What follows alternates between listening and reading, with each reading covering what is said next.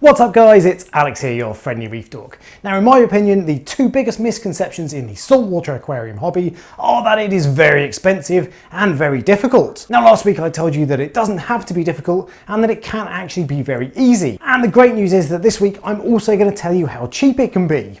Now if this is your first time here and you want weekly reefing goodness, make sure you subscribe and hit the bell so you don't miss out on anything. Right, ready? Let's take a look. Firstly, while I say it's a misconception that marine is expensive, that does need some qualification. If you want a full-blown reef tank packed with SPS corals and all the latest equipment to light, monitor and control your tank, you'll either need deep pockets and long arms, or the will to resist spending your disposable income on other luxuries like nice cars, holidays and, food and water. But you don't need to spend £300 a time on 1-inch frags in order to have an awesome reef tank. Pretty much all saltwater fish are bright and colourful, and some of the most stunning corals are cheap as chips.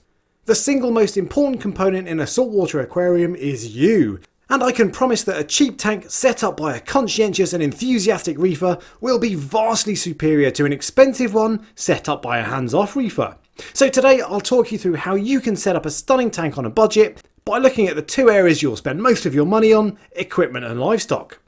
Starting with equipment then, and you can get a cheap setup either new or second hand. A brand new nano tank like the Fluval Evo 13.5 costs less than £150 or $150 US. They're around 50 litres or 14 US gallons and come with everything you need to get started. If all you want is 2 or 3 small fish and a few hardy soft corals, something like this is all you need. It comes with a heater, pump, light and filter media, so all you need to do is add a small amount of sand and rock and you're done. Inappropriate Reefer has also done a great video series showing how you can build your own 10-gallon setup for less than $150, and you wouldn't have to stretch that budget much to get a tank double the size. With a simple hang-on filter on a 20-gallon tank, you could happily keep a pair of clownfish and 2 small fish like a royal grammer and a shrimp goby. If you're happy going second-hand, your options will of course open much wider. You can get a tank like a Fluval Evo for half the price with several upgrades over stock, or you can go much bigger.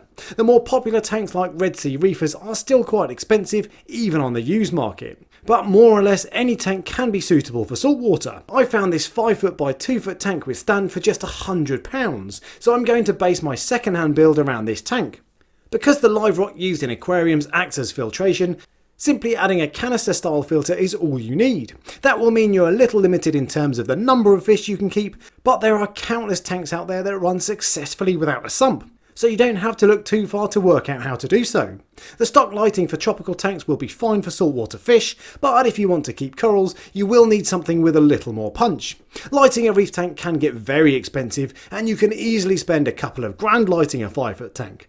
But this budget Evergrow unit recently sold for £235, and with a bit of careful planning on coral placement, it would be absolutely fine for any corals you want to keep in this 5 tank. Then all you need for a larger tank is a couple of circulation pumps. Chinese manufacturer Jekod, aka Jabao, make a decent range of pumps, and on this 5-footer, 2 of these £70 pumps will generate up to 30,000 litres per hour of flow, which is plenty for a mixed reef.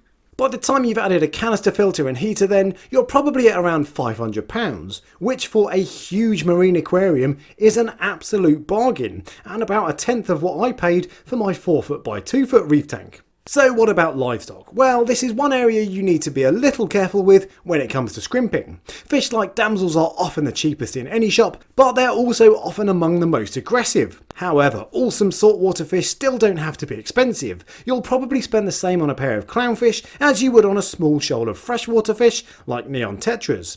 And it's worth looking on forums for fish that other hobbyists are selling. For the most part they'll be much cheaper than in shops, and a well-settled fish that's been in a healthy tank for several months is likely to do better than a fish that's spent the last couple of weeks flying halfway around the world. And you can quite easily fill a tank with stunning fish without spending more than £30 a time. And every fish you've seen in this section cost me under £30 each. There's also no need to spend a fortune on corals. Established colonies can be more expensive, but small frags of corals are absolutely ideal as they're dirt cheap and will probably grow reasonably quickly anyway. Buying frags of corals from fellow hobbyists on forums such as Ultimate Reef will open you up to a world of bargains. As with fish, a well-settled coral is also likely to be more hardy, and I've seen plenty of tanks that are made up of corals that cost no more than £10.